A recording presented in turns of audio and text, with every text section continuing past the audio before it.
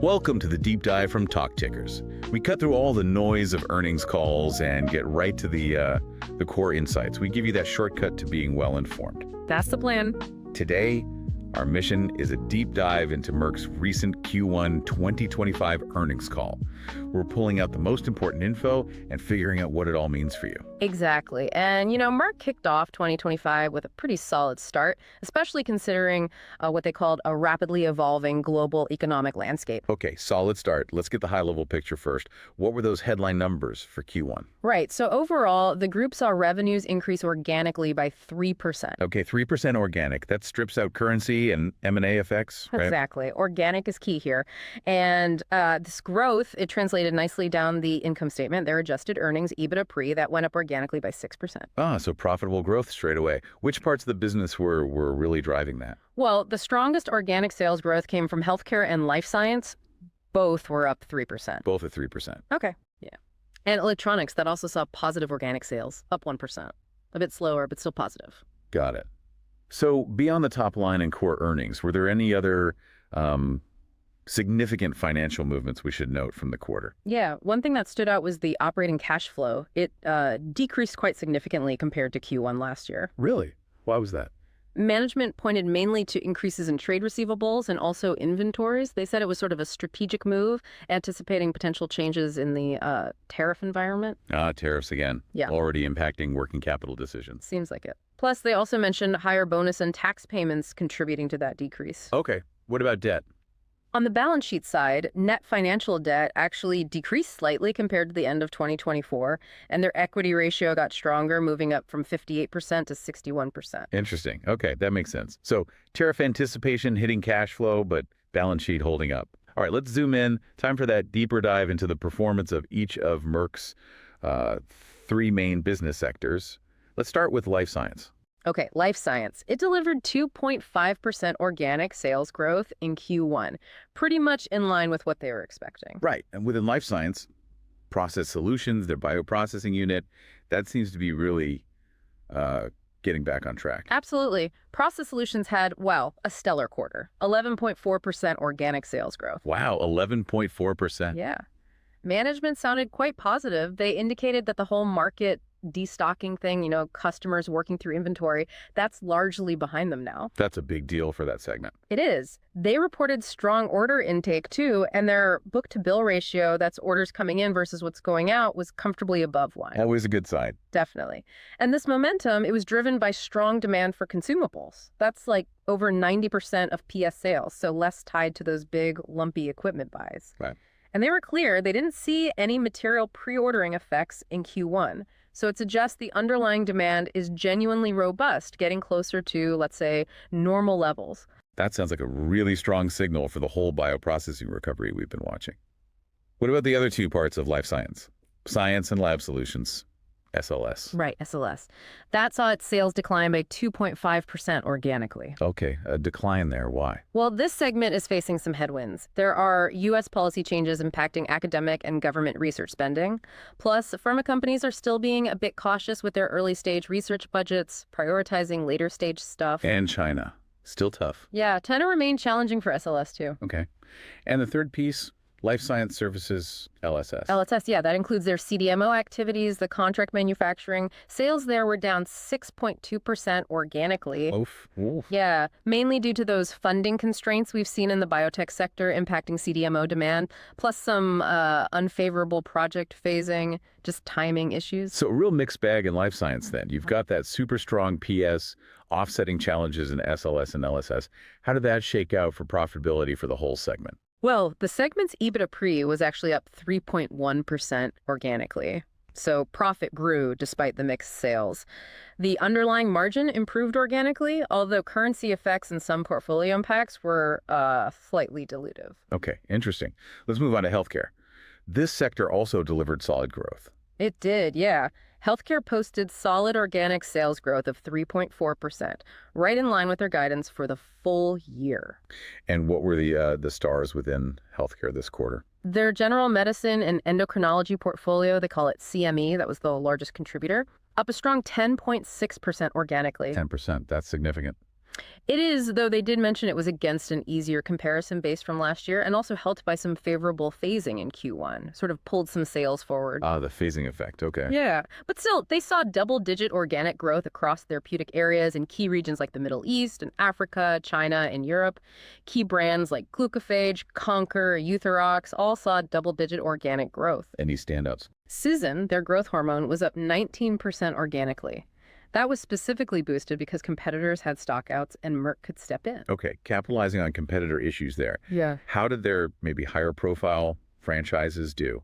Oncology and NNI. Right. Oncology sales were down slightly, 1.9% organically.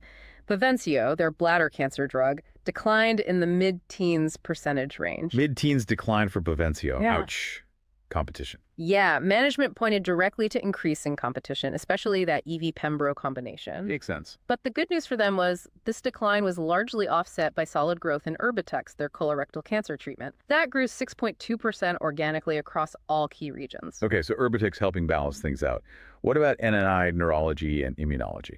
The NNI franchise declined 3.7% organically. Declines in Rebif, which is sort of expected with the interferon market trend, were largely offset by really strong growth from Mavinclad for multiple sclerosis. That was up 9.2% organically. Mavinclad's still going strong. Seems so.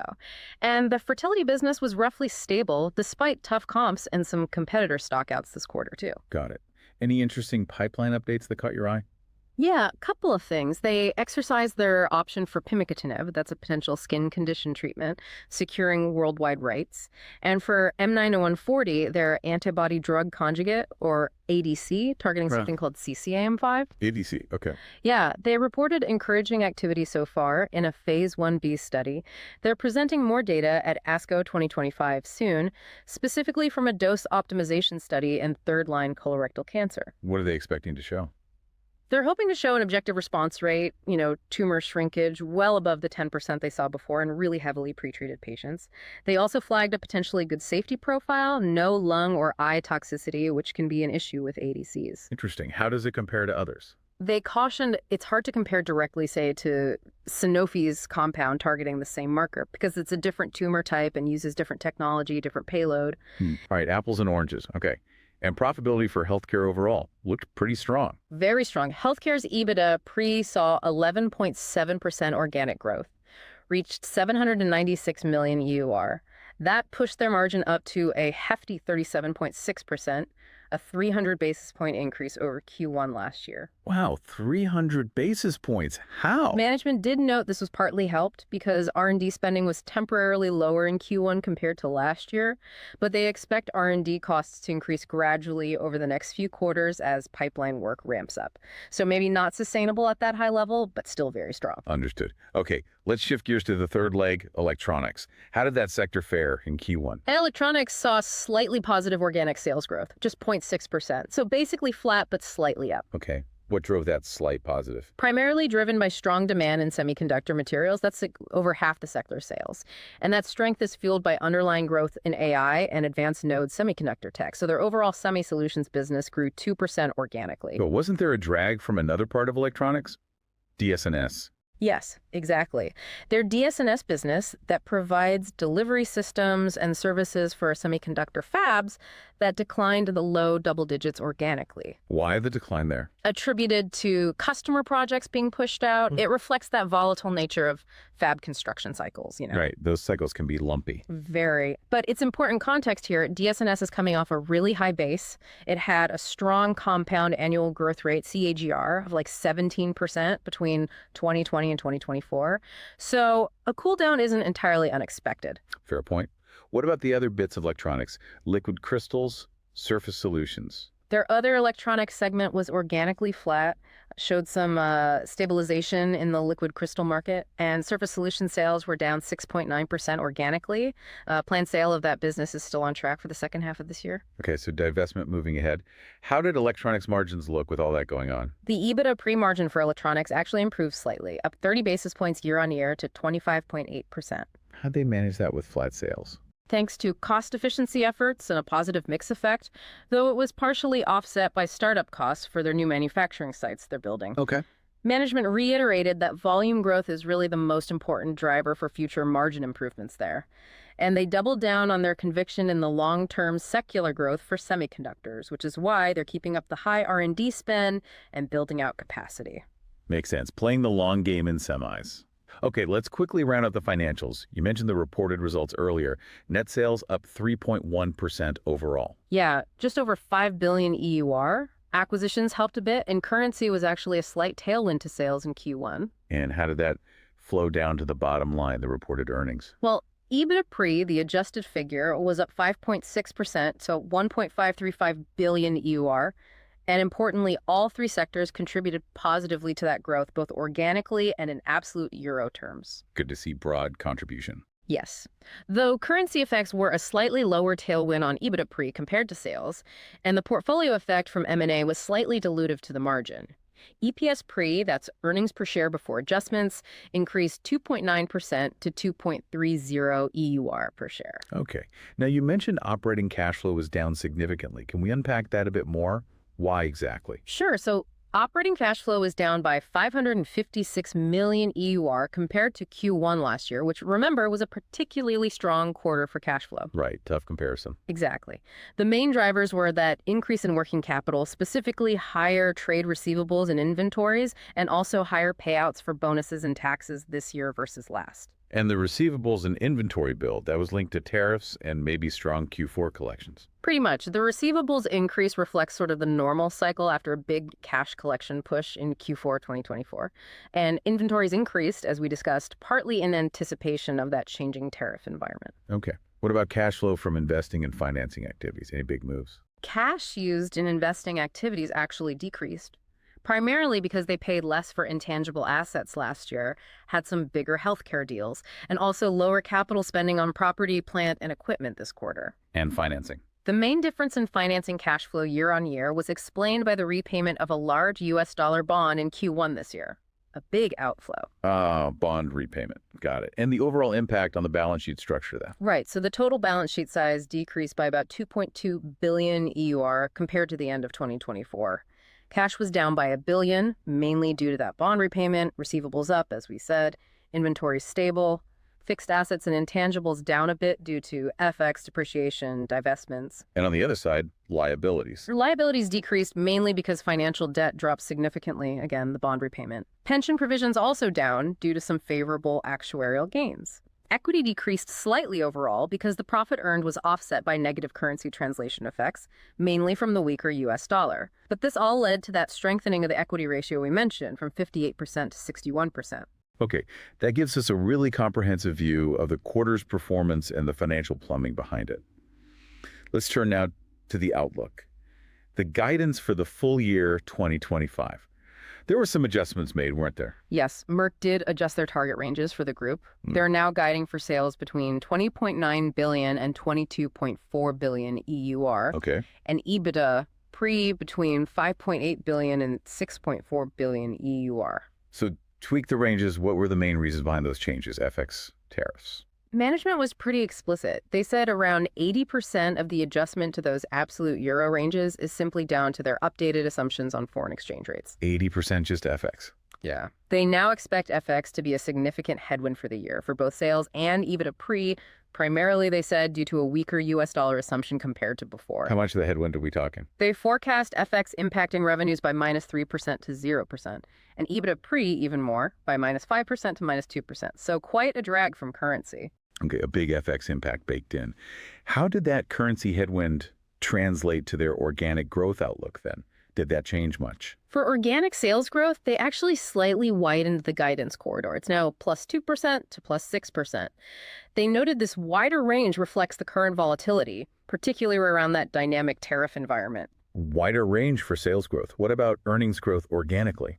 The organic growth guidance for EBITDA pre was slightly adjusted to a range of +2% to +7%, so still positive growth expected organically. And they also issued their first EPS pre guidance for the year, setting it between 7.90 and 9.00 EUR per share. Okay, so tariffs alongside FX, clearly a key factor influencing that wider range in the outlook. What do they actually say about how they plan to mitigate the potential tariff impact? Are they just accepting it? No, they expressed confidence in their ability to achieve profitable organic growth this year despite the macro uncertainties. They pointed to their adaptability shown in Q1, and they said they're prepared to act on costs if macro pressure really increases. Okay, but specifically on tariffs, sector by sector. Right. For healthcare, they see the policy situation as, well, a moving target, but feel they're well positioned. They're working with trade associations in the US and Europe to, help shape outcomes. Importantly, though, they are not expecting any tariff impact in healthcare in the short term, so not in 2025. No impact expected in healthcare for 25. Life science. In life science, they've developed proactive and reactive action plans. This includes things like implementing a temporary surcharge in selected markets. What is a surcharge? Interesting. Yeah. While these measures aim to protect profit dollars, they do anticipate that margins in the life science segment might be temporarily affected, but only to a limited extent. Okay, trying to pass some of it on, but might take a small margin hit. Yeah. And electronics. That seems like it could be quite exposed. For electronics, their stated goal is to mitigate the vast majority of any potential impact. They highlighted their Level Up program, focusing on localizing production, supply chain resilience, saying this has largely balanced the situation already. They quantified the remaining potential risk as maybe low double-digit euro millions in cost. But they're confident they can mitigate most of that through further supply chain optimizations. So they think they can manage most of it. How's that reflected in the guidance? This relatively small remaining risk, they said, is included right at the extended bottom end of their organic EBITDA pre-guidance range for electronics. The midpoint of that range assumes only minor tariff costs actually hit the P&L. Got it. So the bottom end includes that risk. Were there any segment-specific adjustments to the organic growth guidance ranges themselves, or was it just the group level reflecting FX? No, there were some key segment-level tweaks to the organic guidance, reflecting recent performance in the outlook. For life science, they slightly narrowed the organic sales growth guidance corridor to +2% to +6%. Narrowed it. Why? Specifically because those U.S. policy changes affecting the SLS business make it less likely they'll reach the previous high end of the guidance for life science overall. So the SLS headwinds are directly capping the upside for the whole segment's growth this year. Exactly. And their organic EBITDA pre-guidance for life science is now +1% to +7%. That explicitly includes that slightly margin-diluted net impact from tariffs within the segment. Okay. What about healthcare? It had that strong Q1. Do they raise guidance there? They did. Healthcare is actually raising its organic growth guidance for both sales and EBITDA pre. Sales organic growth now expected at +2% to +6%, and EBITDA pre-organic growth guidance raised to +4% to +10%. Or 4 to 10% organic profit growth for healthcare. Nice boost. What's driving that confidence? The main drivers they cited are the continued strong performance of that CME portfolio we talked about, coupled with solid projections for Erbitux and that continued strong growth from Mavinclad, plus benefiting from operational leverage and just good cost discipline. Makes sense. And for electronics, you mentioned project pushouts. How did their guidance change? For electronics, they are widening the forecast range for organic sales to +1% to +6%. And for organic EBITDA pre, a quite wide range now, from -3% to +8%. It's 3 to +8%. That's a big spread. It is. It captures that strong Q1 in semi-materials, but also explicitly incorporates the risk from those DSNS project pushouts. They were very clear, though. Their guidance does not include a scenario of a tariff-related economic recession. Okay, no recession baked in. So the bottom end of that wide range reflects more project delays. Exactly. Further project phasing issues in DSNS is what anchors that bottom end. The top end allows for potential acceleration in semi-materials, maybe memory and analog kicking in more, alongside that continued AI strength. Okay, covering a lot of potential outcomes there.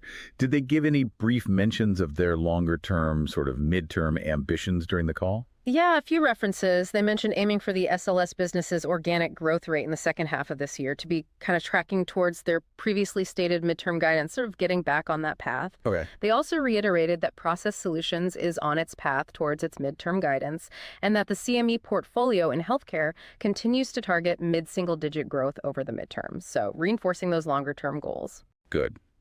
And looking ahead, any key upcoming events they flagged for investors? Yes, definitely highlighted data presentations coming up at ASCO 2025, particularly for that M90140 CCAM5 ADC we discussed, and also data from the UC Medley study for their TIG antibody program. TIG antibody. Oh. And they confirmed their Capital Markets Day is set for October 16th. That'll likely be where they give a much deeper look at strategy and maybe update those midterm targets more formally. Right. Capital Markets Day, always important. Okay, that gives us a solid overview of the results, financials, guidance. Let's maybe dig into some insights from the investor Q&A section now. That often reveals more granular detail, right? And management's thinking. Absolutely. Q&A is often where you get the real color. So, starting with SLS Science and Lab Solutions. Clearly, there were questions about its challenges and, when things might improve. Exactly. Management acknowledged those dynamic macro challenges, the volatile market, specifically that impact from U.S. policy on academic funding, and the cautious early-stage pharma R&D spend, plus the tough China market. So what did they say about the outlook? Any light at the end of the tunnel? Their expectation, based on order patterns and market signals they're seeing, is that the relative organic growth for SLS will improve in the second half compared to the first half. They're aiming for an exit rate towards that midterm guidance. They think the overall situation might ease a bit in H2. Cautious optimism, maybe. Okay, aiming for H2 improvement. On the flip side, Process Solutions had that stellar Q1. How confident are they that that momentum will actually continue? Was Q1 just a blip? No, they sounded very confident. Used phrases like very comfortable about the momentum continuing throughout the year. Said the order book remains robust and order intake continued strong in April and early May, similar in absolute terms to that strong Q4 finish last year. Okay, so Q1 wasn't just catch-up. Doesn't seem like it. The book-to-bill ratio remains high, reinforcing that demand is still outpacing shipments. And they emphasize demand is broad-based across regions, customer segments. Any caveats? Well, while they see underlying demand as robust, getting close to normal, they did flag tariffs as something to watch, regarding potential impacts on demand patterns down the line. But they also repeated their limited exposure to big CapEx cycles, since over 90% of PS is consumables. Makes them less susceptible to, say, biotech funding swings impacting equipment buys. Right, consumables focus helps insulate them a bit. Good point. What about the SpringWorks acquisition? Were there questions about costs, synergies, that kind of thing? Yeah, there were. Management confirmed the deal is still expected to be accretive to EPS by 2027. They laid out the costs. 50 million EUR in transaction costs, mostly hitting in 2025, and another 50 million EUR in integration costs spread out from 2025 to 2027. And synergies, cost savings. They were very clear they are not expecting major cost synergies. The whole point of the deal, they stressed, is unlocking value and growth potential for the acquired products, especially in the U.S., but increasingly outside the U.S. too. It's a growth play, not a cost-cutting one. Got it. Now, those discussions around U.S. tariffs and broader policy, drug pricing, sounds like that was a big topic in the Q&A. Oh, yeah, definitely. Management spent a fair bit of time on this, emphasized they're actively working with trade associations, trying to advocate for an innovation-friendly environment in the U.S. Which involves what specifically? Well, the discussions cover tariffs, obviously, but also things like most favored nation status for drug pricing and the huge role of pharmacy benefit managers, the PBMs. The middlemen. Exactly. Merck noted PBMs can take around 50% of the list price of a drug in the U.S.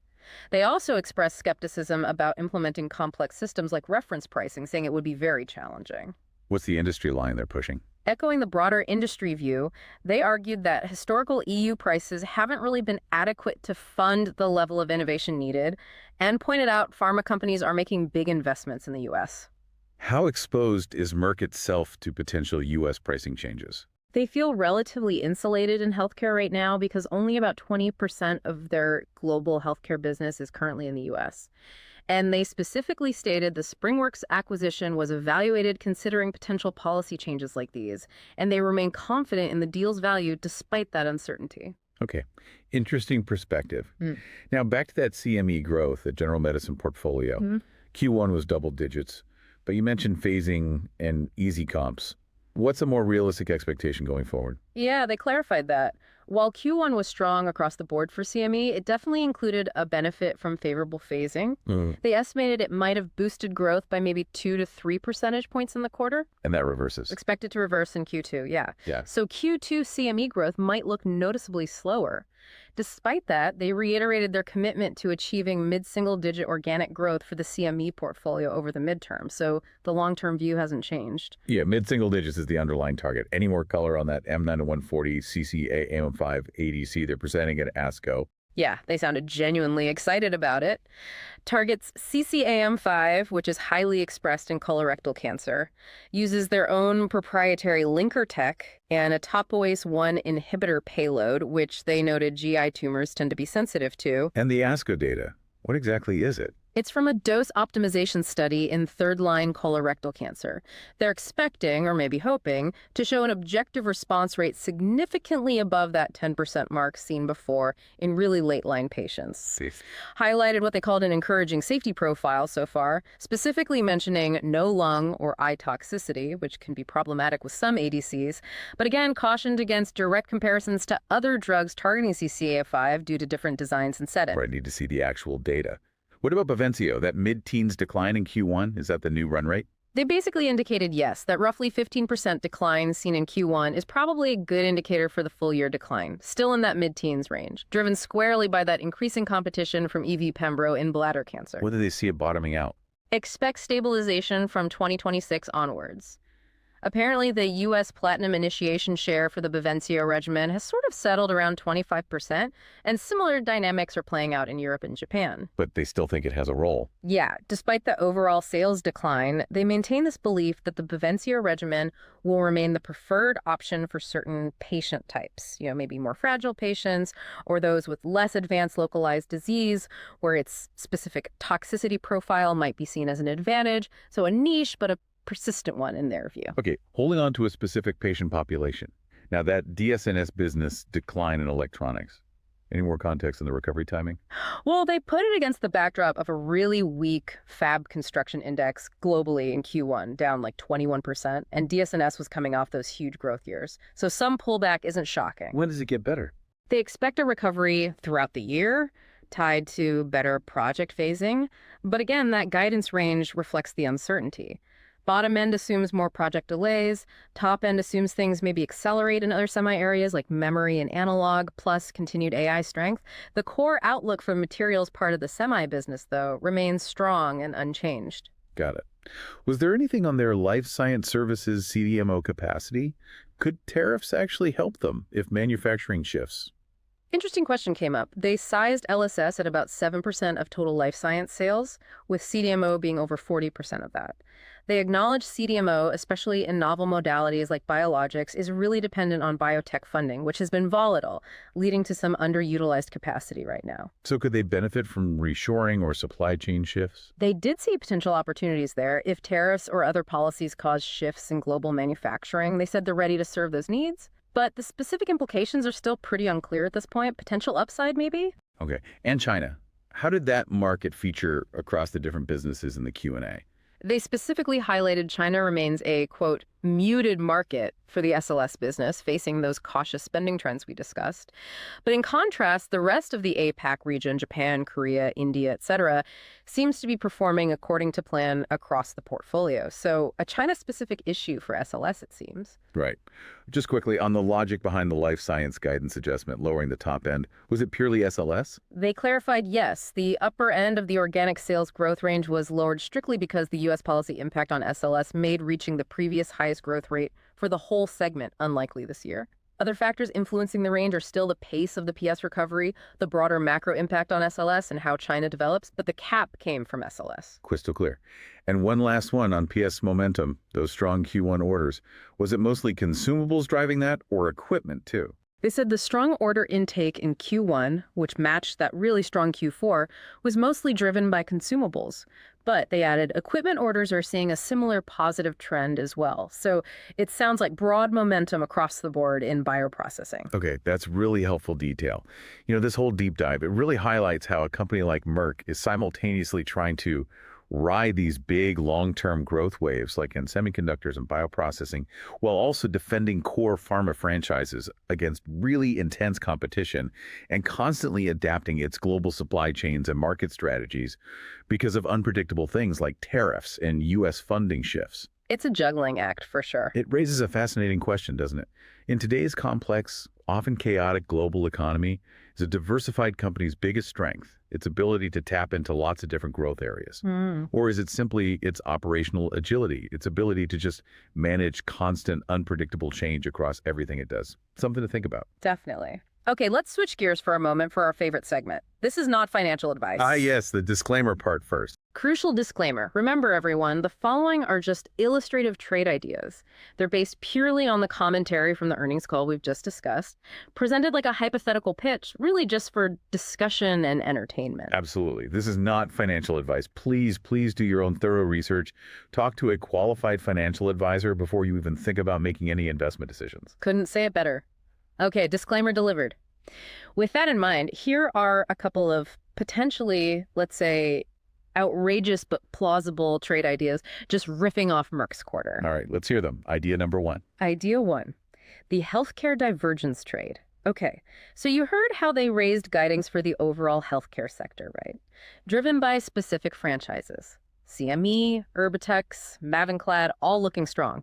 But contrast that sharply with the explicit guidance for a mid-teens decline in Baventio sales because of competition. Okay, clear divergence there. Exactly. So the hypothetical pitch is a pair trade. You go long a basket of those growth drivers, maybe the healthcare sector itself, or if you could isolate those specific franchises and simultaneously you go short Baventio. The rationale. You're trying to exploit those clearly diverging trajectories that management themselves laid out, betting on continued strength where they see it and betting on that predicted decline in the challenged asset, even if management holds out hope for niche patient groups for Baventio.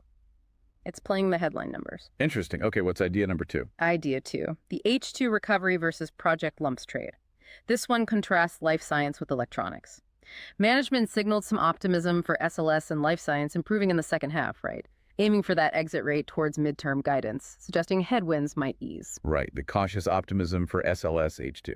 Contrast that with the electronics DSNS business. Saw project pushouts in Q1 coming off peak years, tied to that volatile fab construction cycle, and explicitly cited as a risk in the lower end of the widened electronics guidance. So differing outlooks there too. Yeah, different paces of potential recovery or stabilization. So the pitch here, position for that anticipated SLS H2 rebound by going long that segment while hedging against the risk of continued lumpiness or more delays in DSNS by going short that specific business or exposure. It's a bet on the differing levels of certainty and timing between two challenged areas. Okay, another divergence play, but cross-sector this time. Got it. Yeah, one last time. Purely illustrative ideas, folks. Yeah. Absolutely not financial advice. Please do your own homework. Understood. Okay, so wrapping up our deep dive into Merck's Q1 2025 call. In conclusion, they delivered a pretty solid Q1 performance overall, showed profitable organic growth despite those macro challenges, and really demonstrated an ability to navigate a complex environment. Yeah, key takeaways for me are that strong rebound momentum in process solutions, that's huge, plus the robust performance of those specific healthcare franchises, CME, Erbitux, Mavinclad, doing the heavy lifting to offset weakness elsewhere, like in SLS and with Baventio. And don't forget the impact of those significant FX headwinds and the whole tariff uncertainty woven into the full-year outlook. Definitely. The guidance adjustments clearly reflect that reality, highlights management's focus on mitigation, adaptability across their, quite diverse portfolio.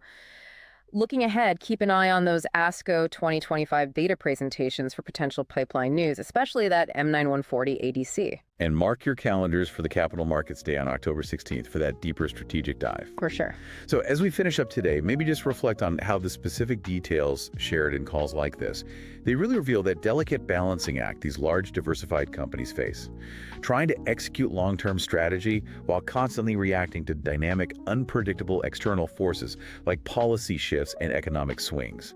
What does Merck's approach this quarter tell you about what it takes for a company to be truly resilient in today's market? Something to ponder.